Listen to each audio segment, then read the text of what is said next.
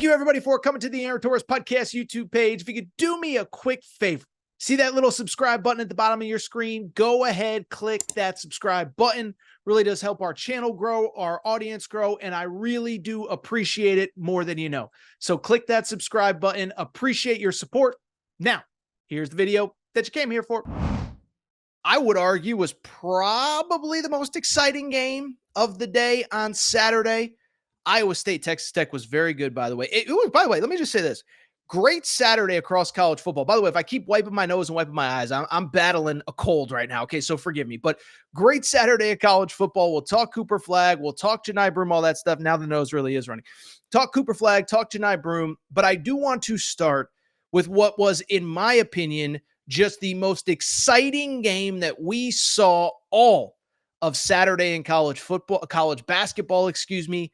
You don't need to go any further than Stark Vegas, Kentucky Wildcats, and the Mississippi State Bulldogs. Mississippi State comes in at 14-1, haven't lost a game since November, at least until Saturday night when Mark Pope and the Wildcats walk into the hump and they get the victory. A thrilling game. Kentucky gets the victory in what was just an awesome game and what is quickly becoming an awesome resume for this team, okay? So first of all, let me say this is, listen, I know that every game that Kentucky plays is basically, listen, what's the old cliche? It's everybody's Super Bowl. You get great crowds everywhere you go. But what I do believe is that as the league has elevated, I watched all these games on Saturday. South Carolina was rocking for Auburn. Missouri has great crowds. Texas had a great crowd for Tennessee. And so, first of all, just give credit to the folks in Mississippi because this game was awesome. The atmosphere is awesome. And the two teams just absolutely left it all on the court. From the Kentucky side of things, listen, let's give them a ton of credit. They go on the road. They're ready to play from the beginning in a wild environment Saturday night. And to me, the biggest picture takeaway in this game is actually the criticism that I had after the Georgia game a few days ago. And this is what I've realized about Kentucky, okay? Kentucky's biggest weakness is also their biggest strength. What do I mean by that? What I mean is pretty straightforward. It is that after the Georgia game, I did kind of criticize, hey, what are we getting from everybody outside of Lamont Butler? Some nights you get a great game from Andrew Carr. Some nights he's non-existent. Some nights you get a great game from Kobe Brea. Some nights he doesn't show up. Some nights you get a great game from this, that, the other thing. But what I have come to realize is that, yes, there isn't that consistent guy outside of Lamont Butler that is going to give you 19 a night or 17 a night or 22 a night or whatever. But what I've also realized is there's so many guys that can beat you on so many different nights. And as long as like 1 to 2 of them step up, you should be in pretty good shape, right? Last Saturday against Florida, it was Kobe Brea. What was he? 7 of 8 from 3, something crazy like that. Andrew Carr has had big games. Amari Williams has played well in the post in certain games. And on Saturday night, it was Jackson Robinson's time to shine. Listen, this was a guy we talked about a ton during the offseason, a ton during portal season, a ton during that spring rush when Kentucky, that sounded like a frat thing, by the way, that spring rush when Kentucky's just trying to add bodies, and they're getting this commitment and that commitment. And what about this guy? But we all knew it was ultimately going to come down to, could they get Jackson Robinson, the one holdover from the Mark Pope era that was coming with him from BYU if he did not go pro, and that at his best, he could be the best offensive player on this team. Well, it is now mid-January, and we just saw Jackson Robinson at his best because he was unbelievable in this game. 27 points for the fifth-year senior who followed Mark Pope from BYU. 7 3-pointers made, 7 of 10 from 3, 9 of 12 from the field. And when I look at this team, I still think there are so many levels to get to, because if you can just get a Jackson Robinson consistently playing at an elite level, or Kobe Brea or Andrew Carr or whoever, guess what? It's lights out, game over for the Wildcats. And so you have Jackson Robinson play well. We're going to get back to him in a second. The other guy that I just got to shout out, and this shows you the depth of this team. How about our guy Ansley Almanor, okay, fifth-year senior, transferred from Fairleigh Dickinson. He was part of that team that beat Purdue in the NCAA tournament a few years ago. And I remember talking about him when he committed, because at the time, if you remember, if my memory is correct and I'm not going crazy, he had a single, I don't want to say single, his best offer after he entered the portal was Siena, okay? And what stood out to me, he commits to Kentucky, and you had all these other fan bases that don't want to see Kentucky succeed sitting there saying, oh, look at poverty, Kentucky. They had to get a guy that was only offered by Siena. And what I said is, as long as Mark Pope has made it clear to that kid that, hey, you're coming here to be a sixth, seventh, eighth man, but we are going to need you at certain points. I was like, that's a home run spot, because remember, the kid, how many threes did he shoot last year? Let me look this up really quick, because I remember talking about it in real time. Last year, he shot 39% from the three-point arc and attempted, are you ready for this? 236 three-pointers.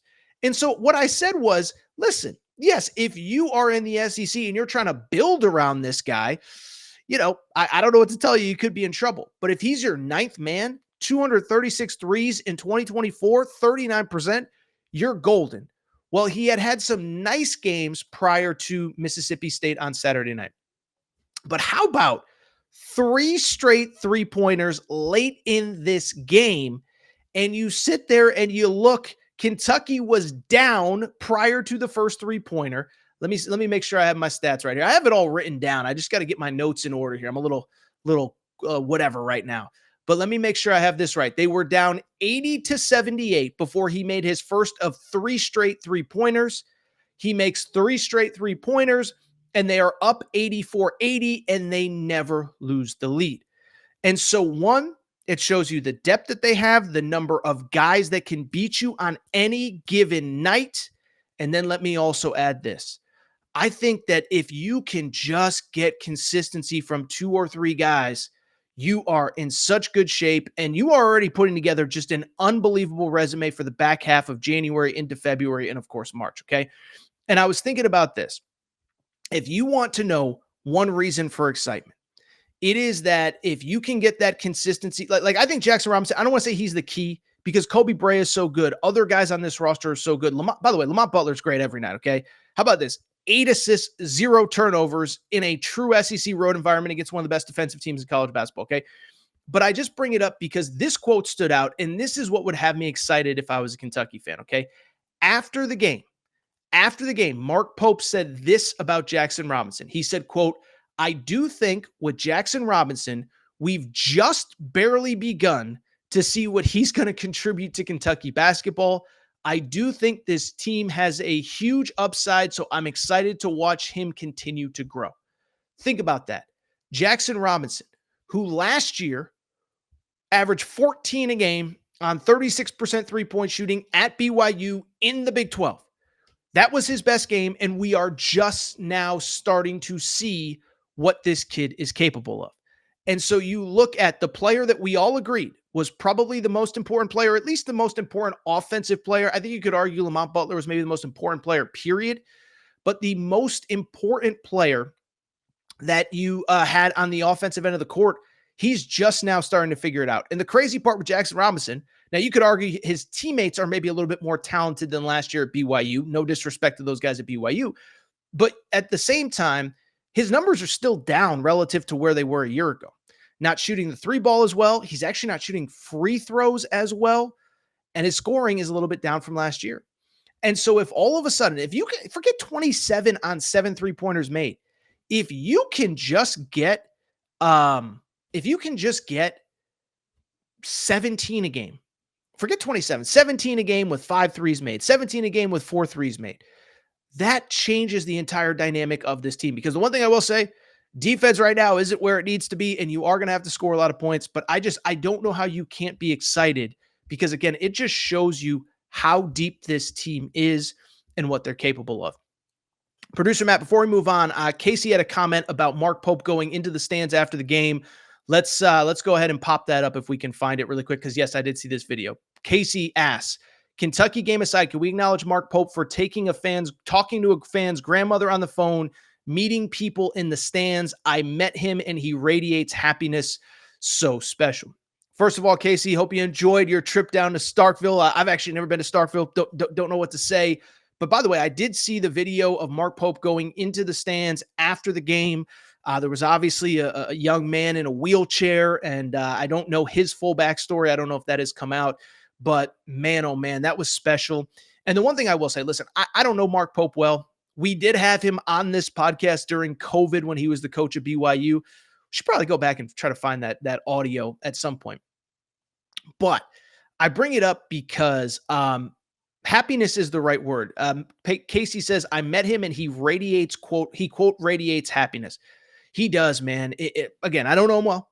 Had him on the pod. Know a lot of people who know him, have otherwise been in passing with him. But he is a positive, upbeat, energetic guy. And he's fun to be like, even on the pod, like we were joking, we were having fun. And it just shows you like the energy that he has brought. You could just tell how excited the fan base is, how much fun it is. But I also think it's very cool to see him after the game go into the stands, acknowledge the Kentucky fans that came to Stark Vegas, that came to Starkville. And again, gave a quick, time for a picture and stuff with the fan in the wheelchair.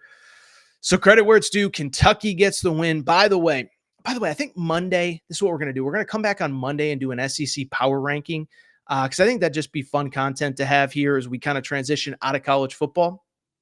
But I solely bring it up to say, listen, there are teams that are playing really well in the SEC. It's hard to argue very many teams anywhere in college basketball have a better resume than Kentucky. Now, some do like in totality of wins and fewer losses, whatever. But I mean, you're talking about 4 teams that were ranked in the top 15 when Kentucky beat them. Florida's only losses to the Wildcats. Duke obviously doesn't have very many losses on that resume. That Duke win is going to keep getting better. And Duke is awesome. Duke, Mississippi State, Gonzaga, and Florida. Great resume Kentucky's putting together. By the way, it doesn't get any easier, right? Because obviously this week, next Saturday, they have Alabama at home, Texas A&M at home as well. So congrats on the big win over the top 15 Mississippi State team, Kentucky. You're probably going to have 2 more top 15 teams in Rupp Arena this week. That is the SEC.